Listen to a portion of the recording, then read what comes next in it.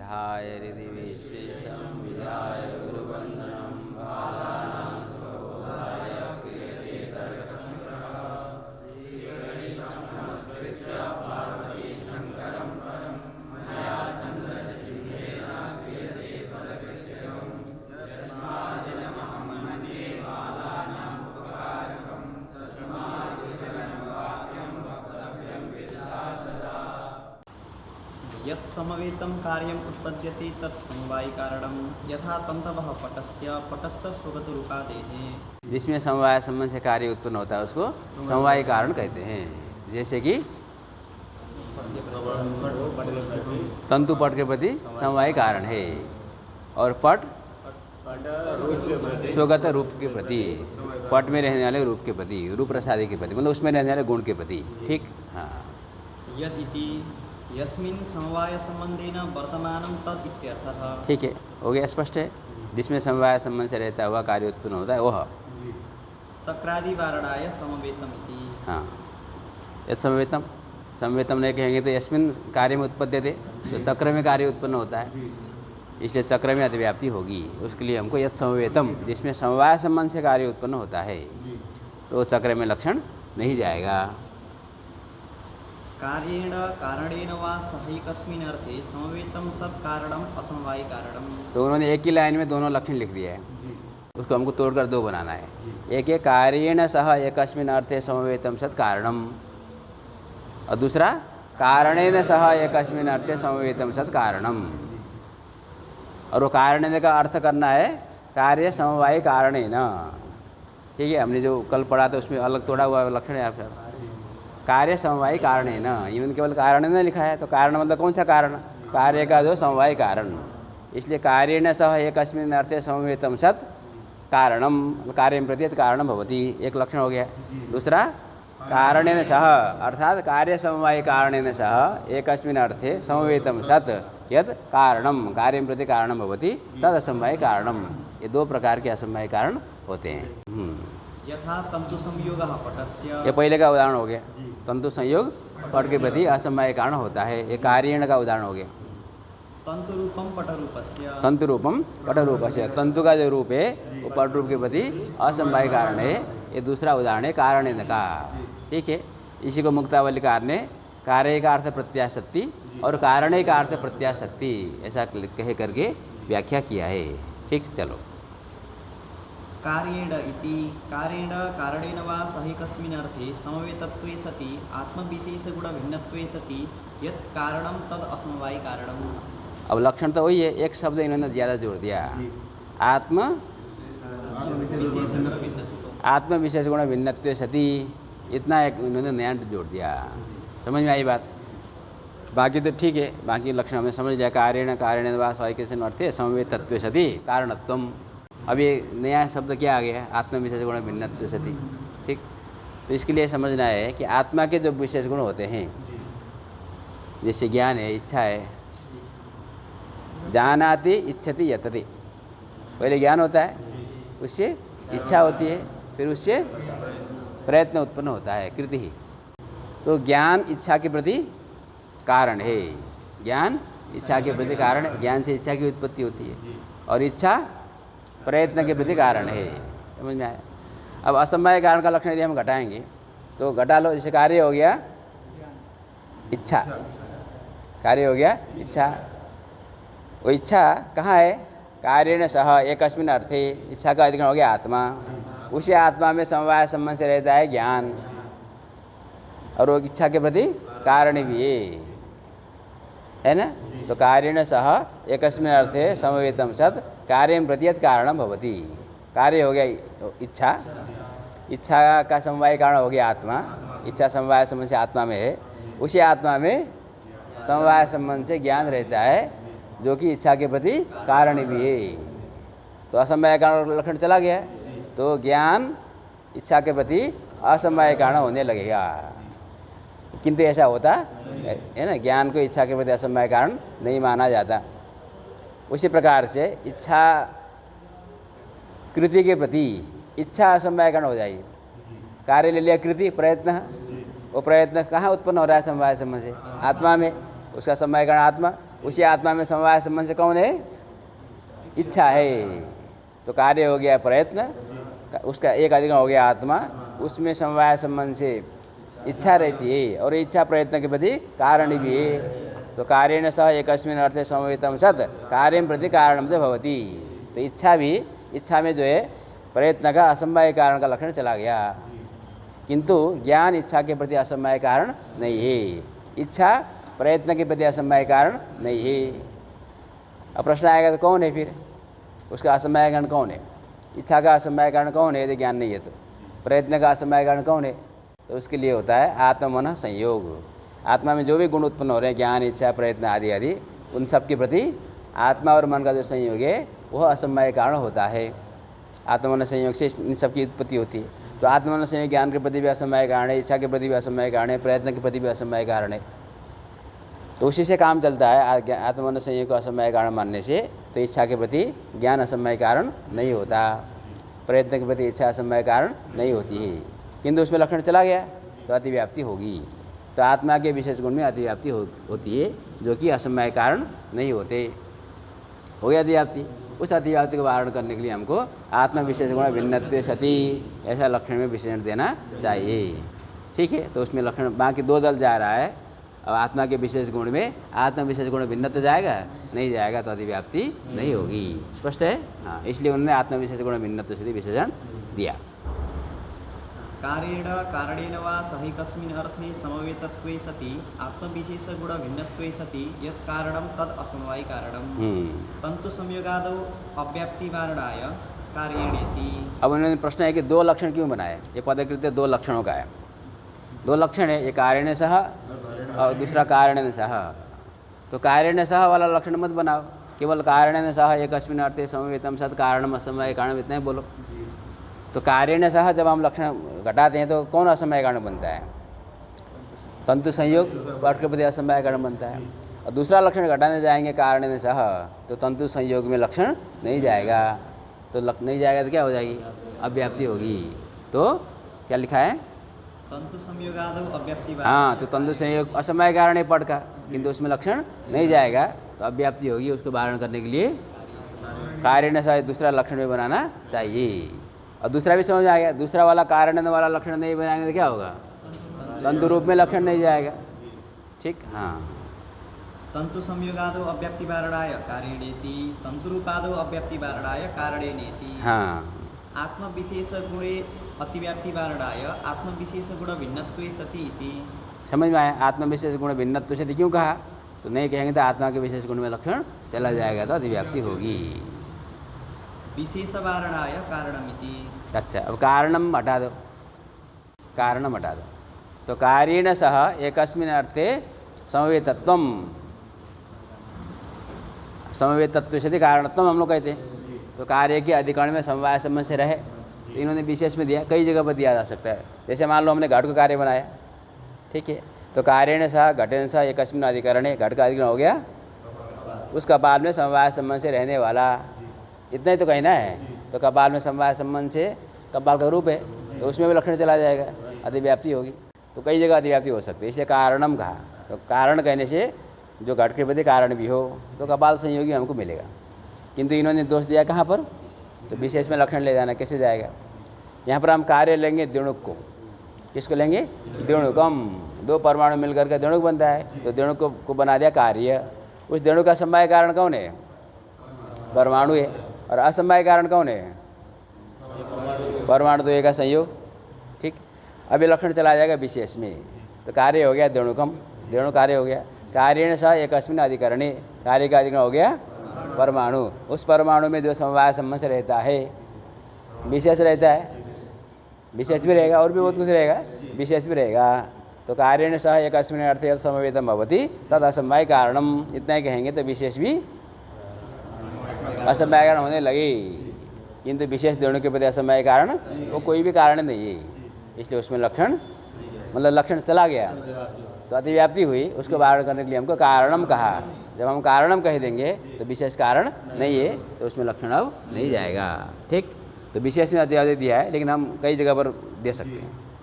विशेषवारणाय कारण। हाँ, हो गया, असमवाय कारण की चर्चा हो गई। तद उभय भिन्नम कारणम निमित्त कारणम। तद उभय भिन्नम, समवाय कारण और असमवाय कारण से भिन्न जो कारण है उसको निमित्त कारण कहेंगे। यथा तुरी बेमादिकम पटस्य। हाँ, तुरी बीमारी मतलब जो मशीन है, कई चीज़ की ज़रूरत पड़ती है, वो काम करेंगे तो पता चलेगा क्या क्या चाहिए। हम लोगों को तो ज़्यादा पता नहीं है, समझे। हाँ, वो सब पढ़ के बते निमित्त कारण, मतलब पढ़ का समवाय कारण हो गया तंतु, असमवाय कारण हो गया तंतु का संयोग, बाकी जो भी उसमें चाहिए जिनके बिना पट की उत्पत्ति नहीं होती है वो सब पट के निमित्त कारण है। तुरी बेमादि। तद उभय भिन्नम कारणम निमित्त कारणमिति। समवायी असमवायी कारण वारणाय तद उभय भिन्नमिति। तद उभय भिन्नम क्यों कहा? कारणम निमित्त कारण कहो, कारणत्म निमित्त कारण से लक्षण, तो कारण तो समवाय कारण भी असमवाय कारण भी, ठीक है, बहुत सीधी बात है। विशेषादौ अतिव्याप्ति वारणाय कारणमिति। तद उभय भिन्नम केवल कहो, जो समवाय कारण भी न हो और असमवाय कारण भी न हो वो निमित्त कारण है, तो इतने से काम नहीं चलेगा। जो समवाय कारण भी न हो असमवाय कारण भी न हो किंतु कारण हो वो निमित्त कारण होता है। नहीं तो विशेष जो है दोनों के प्रति न तो समवाय कारण है न तो असमवाय कारण है, तो समवाय कारण और असमवाय कारण से भिन्न वाग नहीं हुआ तो क्या हो जाएगा, वो निमित्त कारण होने लगे। समझ में आया? तो समवाय कारण और असमवाय कारण से भिन्न होता हुआ जो कारण हो, कम से कम कारण होना चाहिए, तब जाकर वो निमित्त कारण होगा। ये भी स्पष्ट है, कोई दिक्कत नहीं इसमें, ठीक। तद एतत् त्रिविध कारण मध्ये यद साधारणम कारणम तदेव कारणम। हाँ, अब उपसंहार कर रहे हैं। शुरू किया था कारणम से, अब ये उपसंहार कर रहे हैं। तो तद एतत्, इस प्रकार से जब हमने चर्चा की 3 प्रकार के कारण था, इत्थम प्रकारेण तेषु त्रिविध कारणेषु मध्ये यद असाधारणम कारणम, जो असाधारण होगा उसे असाधारण सब है, तो उसमें हमको जोड़ना है जो व्यापार का जनक होगा, व्यापार जनकम सत असाधारण कारण होगा, उसको हम कहेंगे कारण, ठीक। तदेतदिति यस्मात् कारणात् करणत्व घटकम कारणम उपदर्शितम तस्मात् एतत् त्रिविध साधक मध्ये यत् साधकतमं तदेव कारणम इति विभागः। यस्मात् कारणात् करणत्व घटकम कारणम उपदर्शितम, कारणत्व में घटक कारण है ना, कारण है असाधारणम कारणम कारणम, तो उसमें घटक हो गया कारण। तो कारण का निरूपण हमने क्यों किया था? क्योंकि उसमें वो कारण में घटक हो गया। हमको तो कारण जानना था ना, प्रमा करणम प्रमाणम, वहाँ से हमको जिज्ञासा हुई किम करणम किम, तो बताया असाधारणम कारणम, तो उसमें कारण घटक हो गया। तब हमने कारण का लक्षण बताया, कारण के भेद बताया। तो यस्मात् कारणात्, क्योंकि वो कारण में घटक था, कारणत्व घटकम कारणम उपदर्शितम, उसका उपदर्शन किया, प्रतिपादन किया, दिखा दिया हमने ये करके। उन तीन प्रकार के कारणों के मध्य में साधकों के मध्य में, साधक बने कारण हो गया, यह साधकतमम, जो अत्यंत उत्कृष्ट साधक है, ठीक है। तो वो उत्कृष्टता जानेंगे कैसे? वो हमारे पास वही पता है कि जो व्यापार का जनक होगा उसी को दिमाग में रखकर घटाना उसको, ठीक है। जो साधकतम होगा, जो मुख्य होगा, जो प्रमुख होगा, उसी को हम कारण कहेंगे। साधकतमम कारण में सूत्र है, क्या सूत्र है? हाँ, क्या है उसकी वृत्ति? है ना, क्रिया सिद्धो प्रकृष्टोपकारकम, उपकारक तो बहुत है, जो प्रकृष्ट उपकारक है वही कारण है। तो प्रकृष्टत्व को कैसे हम मापेंगे? व्यापार जनकत्व लगा देंगे उसमें, जो व्यापार का जनक हो रहा है वो प्रकृष्ट है। यस्मात् कारणात् करणत्व घटकम कारणम उपदर्शितम तस्मात् एतत् त्रिविध साधक मध्ये यत् साधकतमं तदेव कारणम इति भावः। ठीक, चलो। इति कर्ण प्रपंच कर्ण प्रपंच होना चाहिए, ये कर्ण प्रपंच, कर्ण से शुरू हुआ था ना, तो कर्ण में जाकर समाप्त हो गया। अब ये देखो, हम लोग कहाँ थे? बुद्धि का हम निरूपण कर रहे थे। बुद्धि 2 प्रकार की हो गई, स्मृति और अनुभव। संस्कार मात्रजन्यम ज्ञानम तद भिन्नम ज्ञानम अनुभव हो गया। फिर अनुभव का 2 भेद बताया, यथार्थ अनुभव और उसका हमने लक्षण बता दिया। फिर यथार्थ अनुभव के भेद बताए, यथार्थानुभव चतुर्विधः प्रत्यक्षानुमिति उपमिति शाब्द भेदात। फिर उसके कारण बताया, तत्कारणम अभी चतुर्विधम प्रत्यक्षानुमानोपमान शब्द भेदात। 4 हो गए। अब निरूपण करना था किसका? नंबर कौन लाइन में लगाकर बैठा है? अब प्रत्यक्ष का निरूपण करना है, प्रत्यक्ष प्रमाण का। किंतु वहाँ पर प्रश्न पूछ लिया शिष्य ने, गुरुजी कारण क्या है पहले बताइए, वो समझ में नहीं आ रहा है, ठीक है। इसलिए वो लाइन में लग कर बैठा हुआ है, कब हमारा नंबर आएगा करके। लेकिन बीच में कोई आ गया, कभी क्या होता है ना, हमारे दर्शन करने जाते हैं मंदिर में, और आने वाला 5 घंटे के बाद नंबर आने वाला होता है, कोई VIP आ जाता है, अब बैठे रहो ठीक है। और VIP दर्शन करके जाएगा, नंबर तो अपना है आया हुआ, लेकिन अब इंतज़ार करना पड़ेगा। तो जब वो जाएगा तब हमारा नंबर आएगा। तो प्रत्यक्ष इंतजार करके बैठा कब ये कारण बीच में घुस गया है, वो ख़त्म हो, VIP है वो, समझ में। तो कारण प्रपंच का निरूपण हमने कर दिया। अब नंबर आया प्रत्यक्ष का। प्रत्यक्ष किसका? प्रमाण का कि प्रमा का? प्रमाण का, क्योंकि प्रमाण है ना, प्रमाण 4 प्रमाण के निरूपण हमने किया है। अब उसका लक्षण बताएंगे। यहाँ से प्रत्यक्ष खंड शुरू होता है, तर्क संग्रह में प्रत्यक्ष खंड जो शुरू होता है वो यहाँ शुरू होता है, लेकिन लिखा कहाँ से जाता है? शुरू से लेकर के पूरा यहाँ तक प्रत्यक्ष खंड, समझे? हो गया, चलो।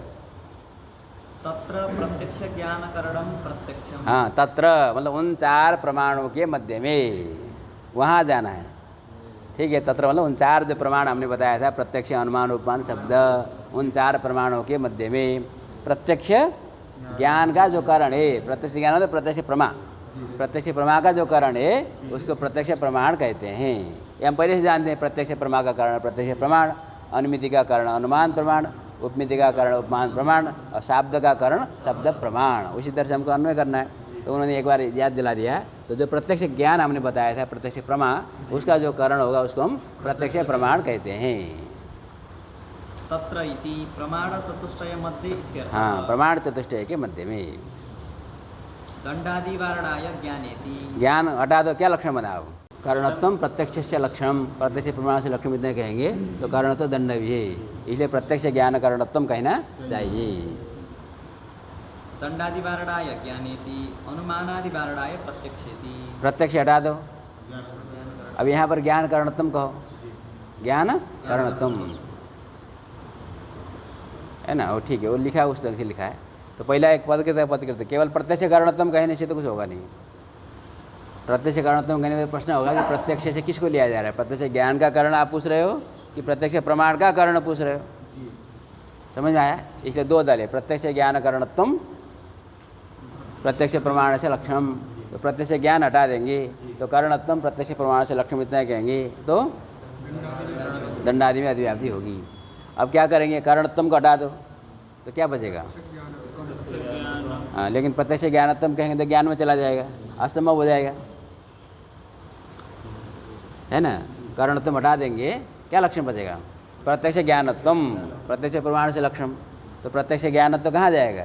प्रत्यक्ष ज्ञान में, प्रमा में जाएगा, उसके कारण में तो लक्षण नहीं जाएगा। उसका कारण हमको ढूंढना है। प्रत्यक्ष ज्ञानत्व तो प्रत्यक्ष ज्ञान में जाएगा, प्रमाण में नहीं जाएगा, इसलिए प्रत्यक्ष ज्ञान कारणत्वम कहना चाहिए, ठीक। और अब जो लिख रहे हैं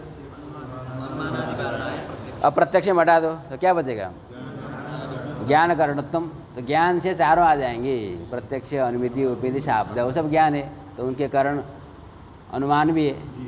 ज्ञान से हमने अनुमिति ले लिया, उसका कारण हो जाएगा अनुमान। तो ज्ञान कारणत्व अनुमान में भी है, उपमान में भी है, शब्द में भी है।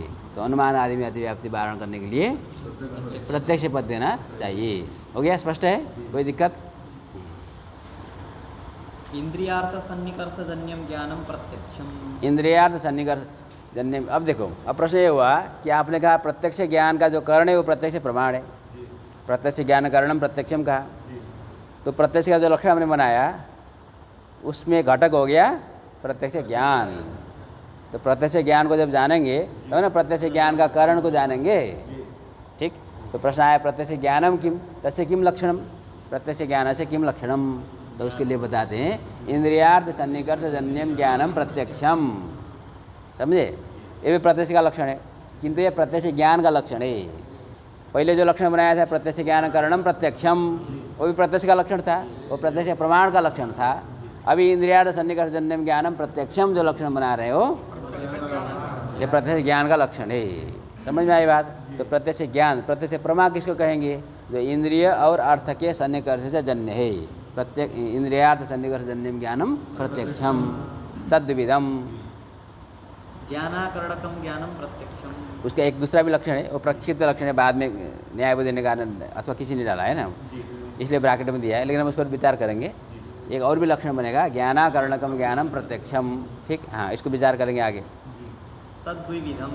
तद्विविधम, प्रत्यक्ष 2 प्रकार का होता है, निर्विकल्पकम सविकल्पकम चेति। हाँ, निर्विकल्पक प्रत्यक्ष और सविकल्पक प्रत्यक्ष, ये 2 प्रकार के प्रत्यक्ष होंगे, ठीक है। चलो, इंद्रियार्थेति इंद्रियम चक्षुरादिकम अर्थो घटादिः तयोः सन्निकर्षः संयोगादिः। हाँ, इंद्रिय हो गया चक्षु, अर्थ हो गया घटपट आदि विषय। तो इंद्रिय और अर्थ उन दोनों का जो सन्निकर्ष है, तो सन्निकर्ष 6 प्रकार के आगे हम लोग पढ़ने वाले हैं। संयोग, संयुक्त समवाय आदि आदि, ठीक है। तो उसमें से संयोग आदि, संयोग सन्निकर्ष। तो इंद्रिय और घट का जो संयोग सन्निकर्ष हुआ, क्योंकि घट द्रव्य है, इंद्रिय भी, तो इन दोनों का क्या संबंध होगा? संयोग संबंध होगा, ठीक है। तो वो जो सन्निकर्ष हुआ इंद्रिय और विषय का सन्निकर्ष, संयोग आदि सन्निकर्ष, उससे उत्पन्न होने वाला जो ज्ञान है, कौन सा ज्ञान है? अयं घटः, ये ज्ञान है। अयं घटः, अयं पटः, इदं रूपम, अयं शुक्लः। कोई भी जो ज्ञान हो रहा है इंद्रिय से हो रहा है ना, सुगंध दुर्गंध इत्यादि कोई भी ज्ञान होगा, किसी भी इंद्रिय से जो ज्ञान हो रहा है, इदम उष्णम, ये सारे ज्ञान प्रत्यक्ष है। समझ में आया? तो इंद्रिय और अर्थ के सन्निकर्ष से उत्पन्न होने वाला जो ज्ञान है उसी को हम प्रत्यक्ष कहते हैं, ठीक है। इंद्रियम चक्षुरादिकम अर्थो घटादिः तयोः सन्निकर्षः संयोगादिः तज्जन्यं ज्ञानं प्रत्यक्षम् इत्यर्थः। सन्निकर्ष ध्वंस वारणाय ज्ञानमिति। अब लक्षण क्या बन गया? इंद्रियार्थ सन्निकर्ष जन्यत्व से ज्ञानत्वम, प्रत्यक्ष ज्ञान से लक्षणम बन गया। तो 2 दल है, तो केवल इंद्रियार्थ सन्निकर्ष जन्यत्वम कहो, तो इंद्रिय और अर्थ के सन्निकर्ष से उत्पन्न होने वाला कौन उत्पन्न होता है? इंद्रिय और अर्थ के सन्निकर्ष से प्रत्यक्ष उत्पन्न होता है, वो तो लक्ष्य है हमारा। तो इतना ही कहो, ज्ञानात्म क्यों कहते हो? तो सन्निकर्ष का जो ध्वंस है उसमें लक्षण चला जाएगा। इंद्रिय और अर्थ के सन्निकर्ष से जन्य कौन है? सन्निकर्ष ध्वंस है ना, पहले पे पढ़ा था हमने। ध्वंस का कहाँ पढ़ा था? संस्कार जन्यम ज्ञानम स्मृति। तो संस्कार से जन्य कौन है? संस्कार का ध्वंस भी है। ध्वंसम प्रति प्रतियोगी न कारणत्वम, बिना प्रतियोगी के ध्वंस उत्पन्न, घट के ध्वंस होने के लिए घट स्वयं भी कारण है। समझ में आया? तो सन्निकर्ष का ध्वंस होने के लिए सन्निकर्ष भी कारण है। सन्निकर्ष होगा तब ना उसका ध्वंस करेंगे, है ना। भूलने के लिए पढ़ना पड़ता है। कोई कहे हम भूल गए, इसका मतलब जो पढ़ा ही नहीं, क्योंकि बोलने का बराबर है। जो नहीं पढ़ा है वो भी उसको भी नहीं आता, जो पढ़ा उसको भी नहीं आता, दोनों बराबर है। लेकिन एक का एक लाभ है कि वो बोल सकता है कि हम भूल गए, दूसरा वाला वो भी नहीं बोल सकता हम भूल गए। तो भूलने के लिए भी, भूलना मतलब क्या? ध्वंस हो गया ना। ध्वंस होने के लिए ज्ञान का ध्वंस हो गया, तो ज्ञान का रहना होना आवश्यक है। तो होगा तो उसका ध्वंस होगा, है ना। मरने के लिए भी जन्म लेना आवश्यक है। ठीक है, बिना जन्म के मृत्यु की संभावना नहीं है। समझ में आया? इसलिए क्या हुआ? सन्निकर्ष होगा तो सन्निकर्ष ध्वंस होगा, तो सन्निकर्ष ध्वंस के प्रति और भी कारण हो सकते हैं, किंतु सन्निकर्ष भी एक कारण बनता है। तो इंद्रियार्थ सन्निकर्ष से जन्य कौन हो जाएगा? इंद्रियार्थ सन्निकर्ष का ध्वंस। तो ध्वंस में लक्षण चला जाएगा तो अतिव्याप्ति होगी। इसके लिए हमको ज्ञानत्म कहना चाहिए। इंद्रिय और अर्थ के सन्निकर्ष से उत्पन्न होने वाला जो ज्ञान, ठीक। सन्निकर्ष ध्वंस वारणाय ज्ञानमिति, अनुमित्यादि वारणाय इंद्रियार्थ सन्निकर्षेति। मतलब पहला दल हटा दो, केवल ज्ञानत्म कहो। ज्ञानत्म प्रत्यक्षस्य लक्षण। तो ज्ञान तो अनुमिति है, उपमिति है, शाब्द है, उन सब में लक्षण चला जाएगा। इसलिए इंद्रिय और अर्थ के सन्निकर्ष से जन्य ऐसा कहना चाहिए। तो अनुमिति आदि जो ज्ञान है वो इंद्रियार्थ सन्निकर्ष से जन्य नहीं होते। ननु सूपनेत्र चक्षुषा कथम पदार्थ ग्रहणम। हाँ, अब एक प्रश्न आया, देखो। आपने कहा इंद्रिय और अर्थ के सन्निकर्ष से उत्पन्न ज्ञान को प्रत्यक्ष कहते हैं। तो जिसने चश्मा पहन रखा है उसको कैसे दिखेगा? क्योंकि विषय और इन चक्षु के बीच में तो व्यवधान आ गया, है ना। सन्निकर्ष तो होगा नहीं। अब तो सोपनेत्र चक्षुषा, उपनेत्र धारण किया हुआ जो चक्षु है उसके द्वारा कथम पदार्थ ग्रहणम, पदार्थ का प्रत्यक्ष कैसे होगा? क्योंकि वहाँ पर सन्निकर्ष तो नहीं हो सकता, है ना। ननु सोपनेत्र चक्षुषा कथम पदार्थ ग्रहणम चक्षुषा उपनेत्र निरुद्धत्वेन पदार्थेन सह सन्निकर्षाभावात्। अब देखो, पहले इसको पदकृत्य से पहले समझो। जैसे मान लो यहाँ पर एक है ना, एक पट है, तो इसका हमको प्रत्यक्ष हो रहा है चक्षुरेंद्रिय के द्वारा। और आपने कहा कि प्रत्यक्ष होने के लिए क्या चाहिए? इंद्रिय और विषय का सन्निकर्ष चाहिए। अब विषय यहाँ है, इंद्रिय यहाँ है, तो सन्निकर्ष तो ऐसे भी तो नहीं हो रहा है, हो रहा है। तो इंद्रिय से प्रत्यक्ष करना होगा तो यहाँ ले जाना पड़ेगा ना। सोएंगे तब पता चलेगा ठंडा है गर्म है। तो यहाँ तो पता चल रहा है कि सन्निकर्ष हो रहा है, किंतु चक्षु तो यहाँ है, तो यहाँ तो विषय है, तो सन्निकर्ष तो हो नहीं रहा है। तो प्रत्यक्ष कैसे हो रहा है? पहला तो ये प्रश्न बनेगा। ये समझ में आएगा तब वो प्रश्न समझ में आएगा। समझ में आई बात? तो यहाँ पर हमको समझना क्या है कि चक्षु जो है तेजस इंद्रिय है, चक्षु क्या है? तो जैसे बल्ब वहाँ पर जल रहा है तो उसका प्रकाश है ना बाहर भी चला जाता है, तो इसी प्रकार से चक्षु तेज होने के कारण उसका जो किरणें हैं वो निकल करके बाह्य देश तक चले जाते हैं। तो जहाँ तक वो जाएगा तो वही सन्निकर्ष है।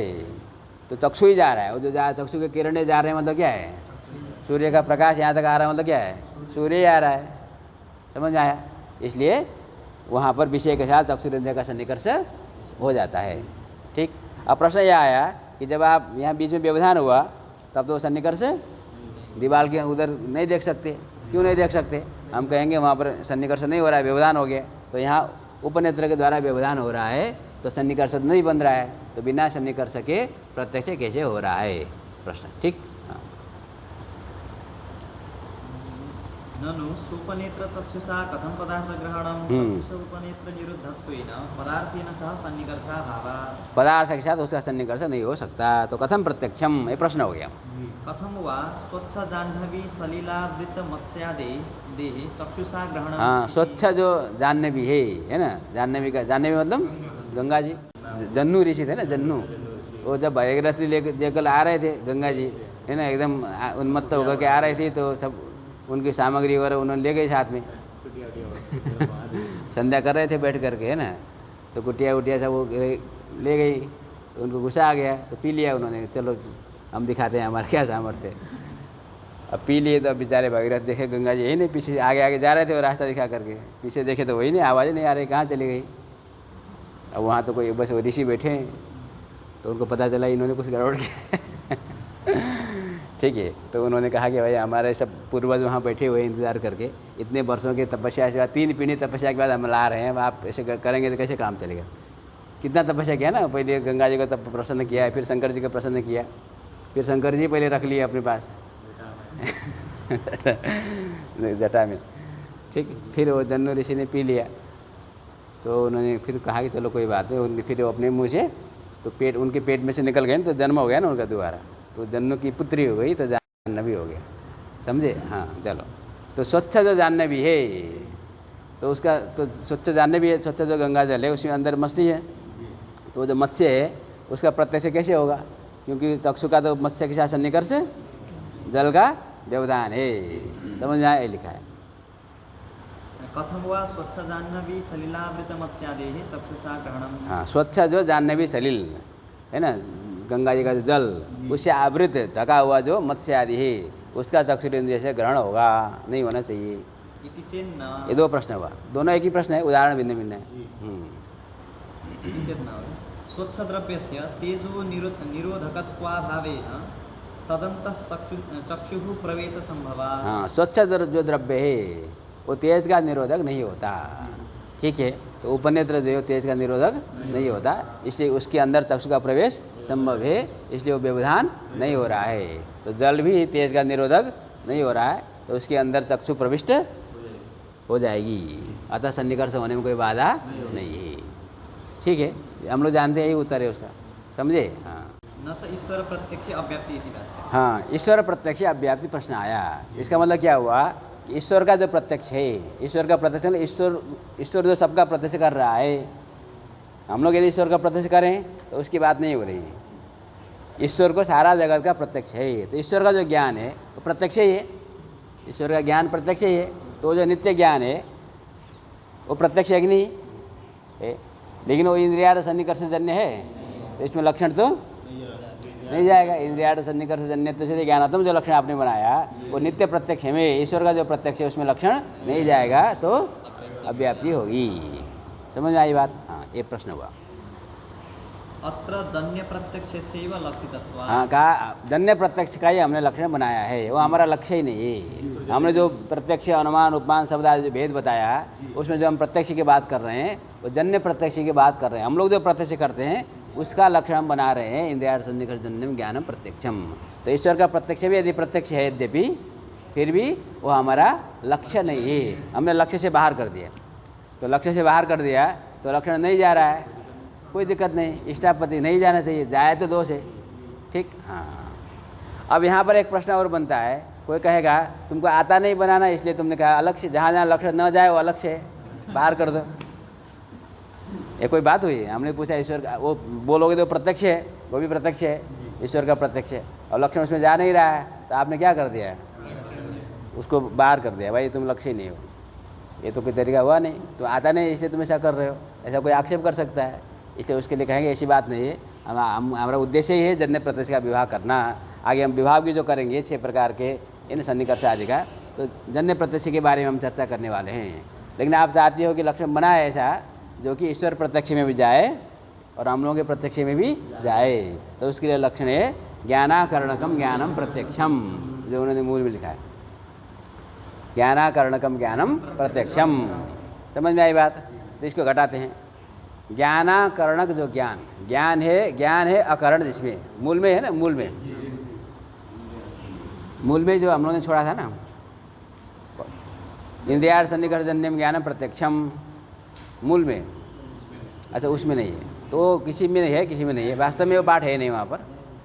न्यायबोधिनी में है, हाँ, न्यायबोधिनी ने समन्वय भी किया है।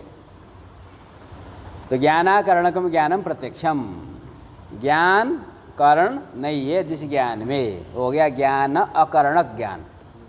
जिसमें ज्ञान करण होगा वो ज्ञान अकरणक हो जाएगा। ज्ञान है करण जिसमें, बहुब्री, ज्ञान अकरणक हो जाएगा, जिसमें ज्ञान करण वो ज्ञानाकरणक हो जाएगा। ठीक, अब देख लो, समझते हैं इसको। ज्ञान हमारे कितने हैं? 4, प्रत्यक्ष, अनुमिति, उपमिति, शाब्द, 4 को ले लेते हैं। तो प्रत्यक्ष का कारण कौन है? प्रत्यक्ष है, वो है कौन? इंद्रिय है। आगे हम बताने वाले इंद्रिय है, इंद्रिय प्रत्यक्ष प्रमाण जो होगा वो इंद्रिय होगा। दूसरा ज्ञान क्या है? उसका कारण कौन है? अनुमान। वो अनुमान क्या है? व्याप्ति ज्ञान। आगे हम कहेंगे वो अनुमान माने व्याप्ति ज्ञान। तीसरा ज्ञान क्या है? उपमिति। उसका कारण कौन है? उपमान। उपमान क्या है? सादृश्य ज्ञान। ठीक, और चौथा क्या है? शाब्द। शाब्द का कारण क्या है? शब्द। वो क्या है? पद ज्ञान। तो बाकी जो 3 ज्ञान है, अनुमिति, उपमिति और शाब्द, उसके जो कारण है वो सब ज्ञान है। व्याप्ति ज्ञान, सादृश्य ज्ञान और पद ज्ञान। तो इन सब के प्रति, अनुमिति, उपमिति, शब्द के प्रति ज्ञान कारण होता है। ज्ञान, तो ये ज्ञान करणक ज्ञान हो गया, ज्ञान करणक ज्ञान हो गया, अनुमिति, उपमिति, शब्द। किंतु जो प्रत्यक्ष है वो इंद्रिय करणक ज्ञान है, इसका कारण इंद्रिय है, ज्ञान नहीं है। तो ज्ञान कारण नहीं है जिसमें ज्ञानाकरणक ज्ञान प्रत्यक्ष हो गया हम लोग का प्रत्यक्ष है। और जो ईश्वर का प्रत्यक्ष है उसका कारण कौन है? कोई नहीं है, वो नित्य ज्ञान है, तो उसमें कोई भी कारण नहीं है, तो ज्ञान में कारण। तो ज्ञानाकरणक ज्ञान जब कहेंगे तो नित्य ज्ञान भी गृहीत हो जाएगा, नित्य प्रत्यक्ष भी गृहीत हो जाएगा, हम लोगों का प्रत्यक्ष भी गृहीत हो जाएगा। हमारे प्रत्यक्ष में भी इंद्रिय कारण होता है, ज्ञान कारण नहीं होता। और ईश्वर का जो प्रत्यक्ष है उसमें कोई भी कारण नहीं होता, तो ज्ञान कारण नहीं होता। तो ज्ञानाकरणकम ज्ञानम जब कहेंगे तो प्रत्यक्ष सामान्य में लक्षण चला जाएगा। तथापि हम लोग का उद्देश्य नहीं है, अभी हम लोग का जो उद्देश्य है जन्य प्रत्यक्ष का ही लक्षण करना, इसी का विवाह करना। इसलिए हम कौन सा लक्षण लेकर चलेंगे? इंद्रियार्थ सन्निकर्षजन्यम ज्ञानम प्रत्यक्षम। समझ में आई बात? तत्र निष्प्रकारकम ज्ञानम निर्विकल्पकम। तत्र निष्प्रकारकम ज्ञान। अब देखो, अब इन्होंने भेद बताया था, क्या बताया था? कि प्रत्यक्ष 2 प्रकार के होते हैं, निर्विकल्पकम सविकल्पकम च, 2 बताया था। अब प्रश्न है कि निर्विकल्पक किसको कहते हैं, सविकल्पक किसको कहते हैं?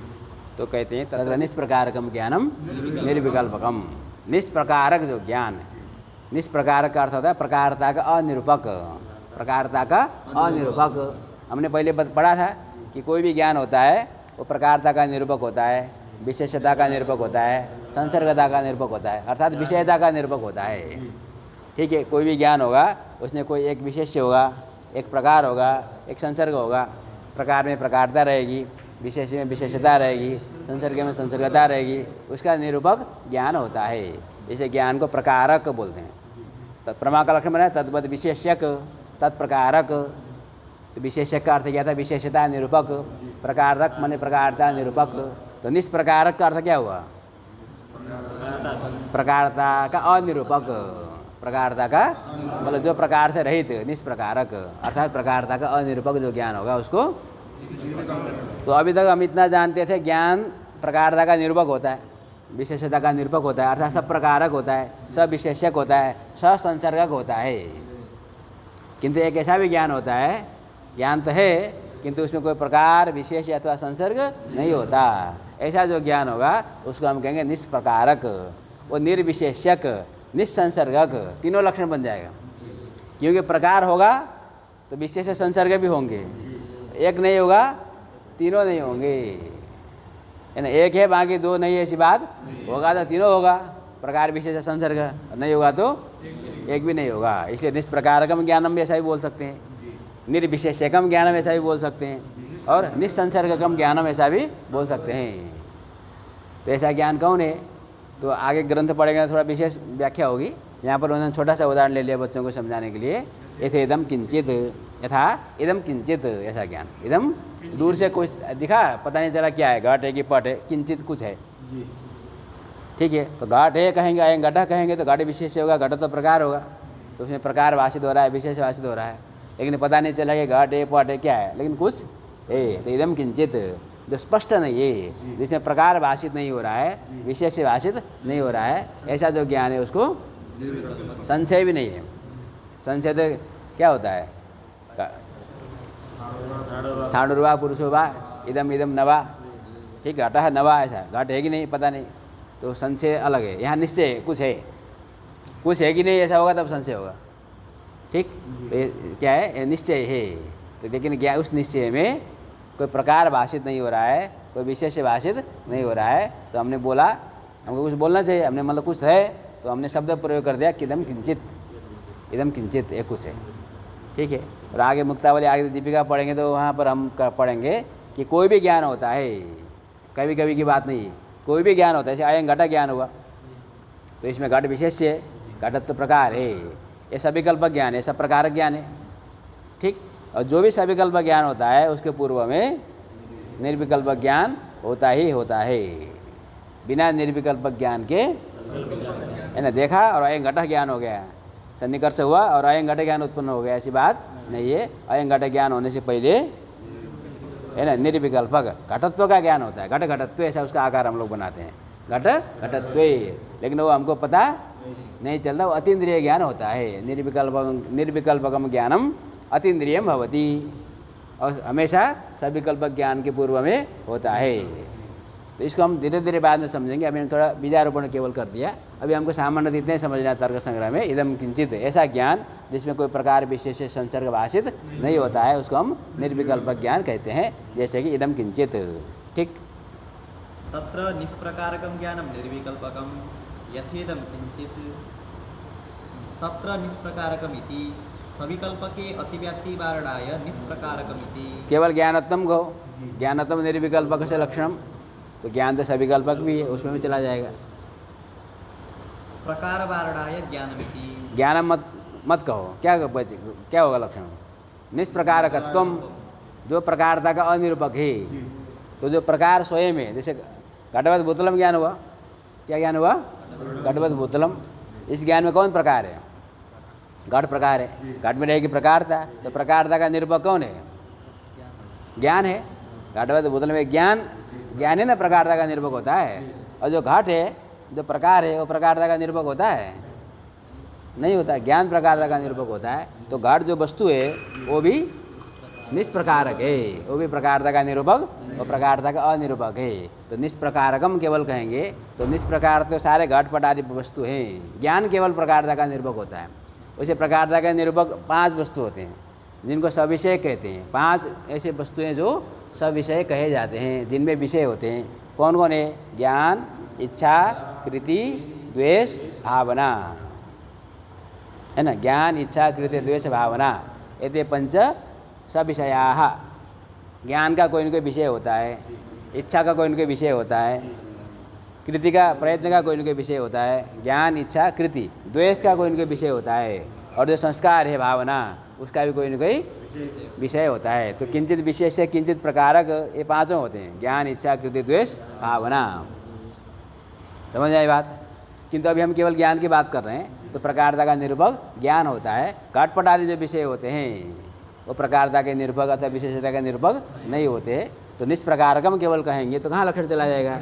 जो घटपट आदि में चला जाएगा। इन्होंने प्रकार शब्द लिया है, घट का प्रकार बना लो, ठीक। तो प्रकार जो एक स्वयं जो प्रकार है घटपट आदि वो भी निष्प्रकारक होते हैं, तो उनमें लक्षण चला जाएगा, अतिव्याप्ति होगी। उसको वारण करने के लिए हमको ज्ञानम ज्ञानत्वम निष्प्रकारकत्व से ज्ञानत्वम कहेंगे।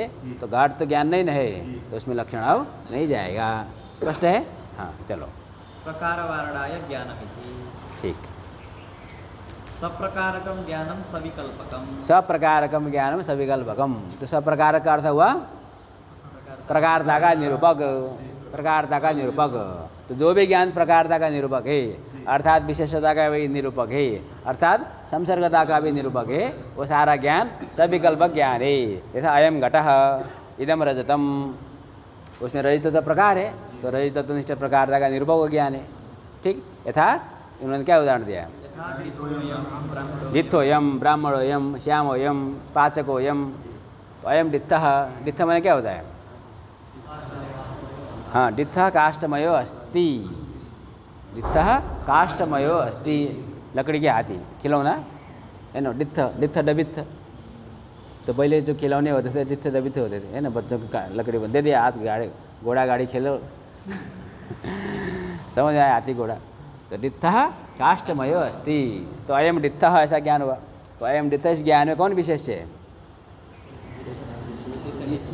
विशेष्य कौन है? डित्थ विशेष हो गया। अयम से जिसको हम दिखा रहे हैं वो डित्थ हो गया, विशेष्य हो गया, उसमें प्रकार हो गया डित्थत्व। डित्थत्व प्रकार है, तो डित्थत्वनिष्ठ प्रकारता का निरूपक है ज्ञान है, डित्थनिष्ठ विशेषता का निरूपक है। समझे? हाँ, सब प्रकारक ज्ञान हो गया, इसलिए सविकल्पक हो गया। अयम श्यामः, तो अयम श्यामः ऐसा जब कहेंगे तो उसमें प्रकार हो गया श्यामत्व, तो श्यामत्वनिष्ठ प्रकारता का निरूपक ज्ञान है, सब प्रकार ज्ञान हो गया, ठीक है। अयम ब्राह्मणः, उसमें ब्राह्मणत्व प्रकार है, ब्राह्मणत्वनिष्ठ प्रकारता का निरूपक ज्ञान हो गया, ब्राह्मणनिष्ठ विशेषता का निरूपक ज्ञान हो गया। समझ में आई बात? अयम पाचकः, तो पाचकनिष्ठ विशेषता का निरूपक ज्ञान है, पाचकत्वनिष्ठ प्रकारता का निरूपक ज्ञान है। समझे? हाँ। सप्रकारकमिति घटादि वारणाय ज्ञानमिति। ज्ञान हटा दो तो क्या लक्षण बचेगा? तो ये थोड़ा सा गड़बड़ है। सब प्रकारकम कहेंगे तो घट में लक्षण जाएगा नहीं, घट सब प्रकारक होता नहीं है। सब प्रकारक होने प्रकारता का निरूपक, तो घटपट आदि विषय प्रकारता के निरूपक, तो घट में अतिव्याप्ति नहीं होने वाली है, इच्छा में अतिव्याप्ति होगी। उसको घट को काट कर बना दो इच्छा, इच्छादि वारणाय। तो प्रकारता का निरूपक कौन होता है? इच्छा होती है, कृति होती है, वो पांच जो बताया था, ज्ञान इच्छा कृति द्वेष भावना, सब प्रकारक होते हैं। तो प्रकारता का निरूपक सब प्रकारक, तो इच्छा में भी लक्षण चला जाएगा, इसलिए अतिव्याप्ति होगी, ज्ञान का लक्षण है। अतः सब ज्ञान पद देना चाहिए, सब प्रकारकत्व से ज्ञानत्वम। समझे? केवल ज्ञानत्वम कहेंगे